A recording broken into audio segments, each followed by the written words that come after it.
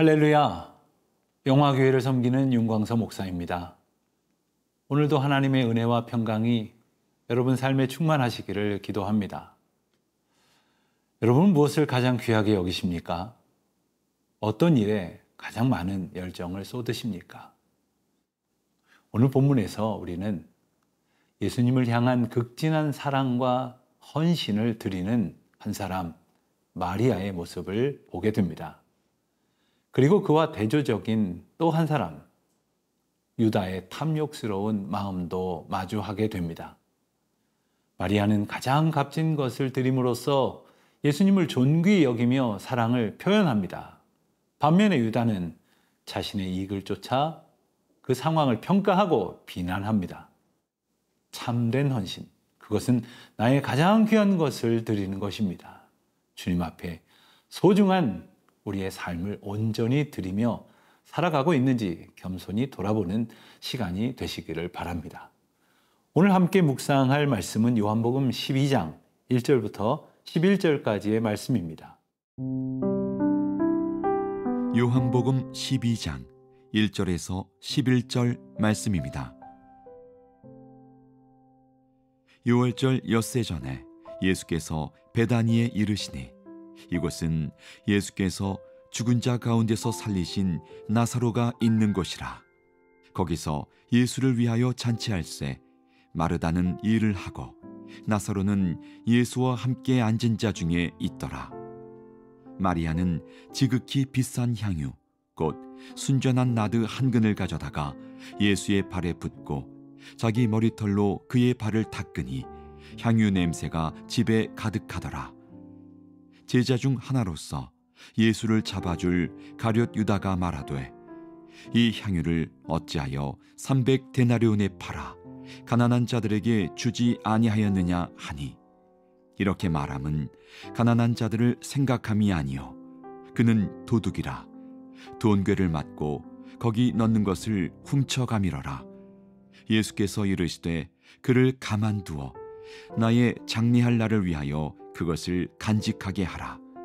가난한 자들은 항상 너희와 함께 있거니와 나는 항상 있지 아니하리라 하시니라. 유대인의 큰 무리가 예수께서 여기 계신 줄을 알고 오니 이는 예수만 보기 위함이 아니요 죽은 자 가운데서 살리신 나사로도 보려 함이러라.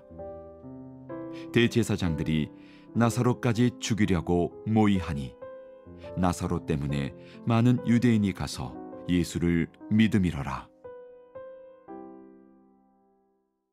유월절을 엿새 앞두고 예수님께서 베다니에 도착하십니다. 이곳은 나사로의 집이 있었습니다. 나사로는 예수님께서 유다에서 다시 살리신 특별한 인물이죠. 나사로는 예수님과 함께 식탁에 앉아 있습니다. 죽었다가 다시 소생한 나사로는 단순히 기적을 체험한 사람이 아니라 예수님의 능력을 증거하는 산 증인이기도 했습니다. 마르다는 여전히 부지런히 섬기며 봉사하고 있었습니다. 마르다의 섬김은 예수님께 대한 사랑의 표현이었죠. 그러나 오늘 본문의 중심에 있는 인물은 바로 마리아입니다. 마리아는 매우 귀한 향유 한 근을 가져왔다고 했습니다.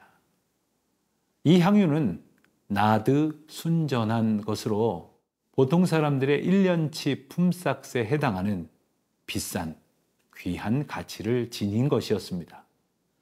마리아는 이 향유를 예수님의 발에 붓고 자신의 머리카락으로 그 발을 닦습니다. 그러니 머리카락으로 발을 닦는 행위는 그녀에게는 겸손이요 그리고 예수님 앞에는 전심을 다하는 헌신임을 분명히 보여주는 것이었죠. 바로 예수님의 죽음을 준비하는 예표가 되었다고 오늘 말씀은 분명히 우리에게 일러주십니다. 마리아의 헌신은 예수님의 죽음과 장례를 준비하는 역할을 했던 것이지요. 우리는 이 장면에서 진정한 헌신이 무엇인가를 배우게 됩니다. 마리아는 자신의 가장 귀한 것을 예수님께 아낌없이 드렸습니다. 여인은 자신의 모든 것을 예수님 앞에 정성을 다해 내려놓았습니다. 오늘도 우리가 나름대로 믿음으로 헌신하며 예수님을 향해 사랑을 표현한다 이렇게 말할런지 모르지만 단순한 형식에 지나지 않는지, 혹 그것을 넘어선 가장 귀한 것을 드리는 온전한 고백이 되는 것인지를 깊이 생각해 볼 수 있기를 원합니다. 예수님께 드리는 우리의 헌신은 결코 낭비가 아닙니다. 여러분은 무엇을 가장 소중히 여기고 계십니까? 우리의 삶 속에서 예수님께 드릴 수 있는 가장 귀한 것은 무엇일까요? 재능입니까? 혹은 물질입니까? 귀한 것을 주님 앞에, 또 주님이 기뻐하시는 일 가운데에 드리며 주님을 향한 사랑이 더욱 풍성해지시기를 주의 이름으로 축원드립니다.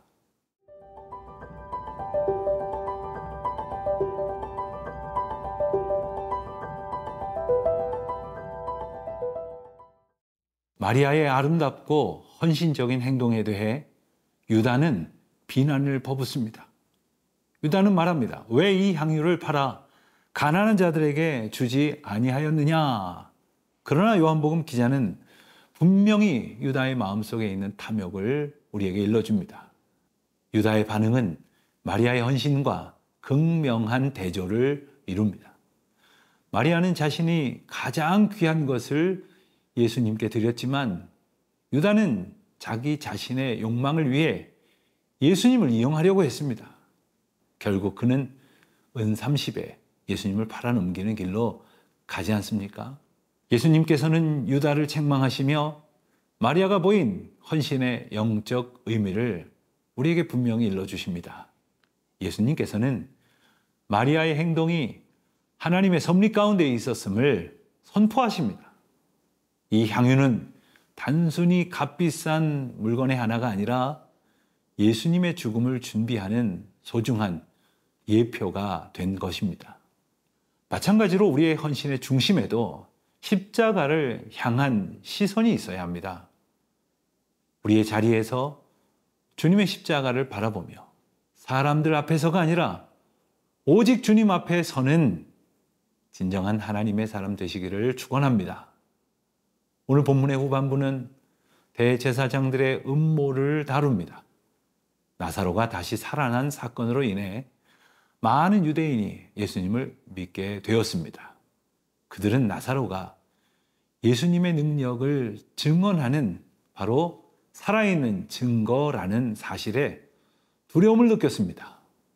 진리를 보고도 믿으려 하지 않고 오히려 그 진리를 억누르고 없애려고 하는 이 악한 모습은 우리에게 큰 가르침과 경고를 줍니다.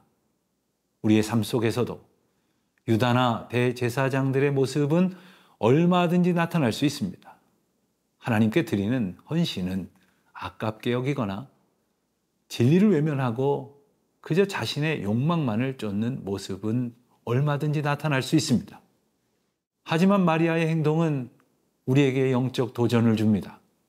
예수님께 드리는 우리의 시간, 정성, 물질과 모든 삶은 결코 낭비가 아닙니다. 그것은 하나님께서 기뻐하시는 일이며 믿음은 우리의 헌신과 주님을 향한 사랑의 모습으로 선명히 드러납니다. 사랑하는 큐티 가족 여러분, 저 여러분의 삶 속에서 마리아처럼 예수님께 사랑으로 헌신하는 삶을 살아가십시다. 헌신은 우리의 믿음을 드러내는 가장 귀한 표현입니다. 또한 탐욕과 이기심에 사로잡히지 않고 예수님을 향한 사랑으로 살아가는 삶이 되어지는 원동력이 될 것입니다. 그러한 삶을 누리는 우리 모두가 되시기를 축원드립니다.